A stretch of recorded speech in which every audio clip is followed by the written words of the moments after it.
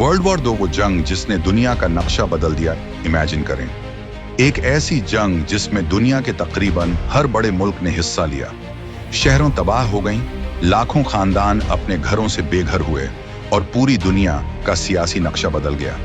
ये थी world war 2, एक ऐसी जंग जो 1939 से 1945 तक जारी रही और जिसने सिर्फ यूरोप ही नहीं बल्कि पूरी दुनिया की हिस्ट्री बदल कर रख दी। लेकिन सवाल ये है, आखिर वर्ल्ड वॉर 2 शुरू क्यों हुई? पहली जंग के बाद वर्ल्ड वॉर 2 दुनिया को समझने के लिए हमें वापस जाना होगा वर्ल्ड वॉर 1 के बाद के दौर में। 1918 में वर्ल्ड वॉर 1 खत्म हुई, लेकिन यूरोप में हकीकी अमन कायम नहीं हो सका। जर्मनी को जंग की शिकस्त के बाद ट्रीटी ऑफ वर्साइल का सामना करना पड़ा। जर्मनी पर सख्त पाबंदियां लगाई गईं, उसकी मिलिट्री ताकत महदूद कर दी गई और उसे भारी फाइनेंशियल पेमेंट्स भी करना पड़े।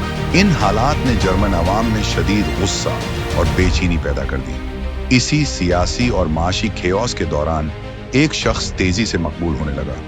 उसका नाम था एडोल्फ हिटलर। हिटलर ने जर्मन अवाम से वादा किया कि वो जर्मनी को दोबारा एक पावरफुल नेशन बनाएगा। 1933 में हिटलर चांसलर ऑफ जर्मनी बन गया।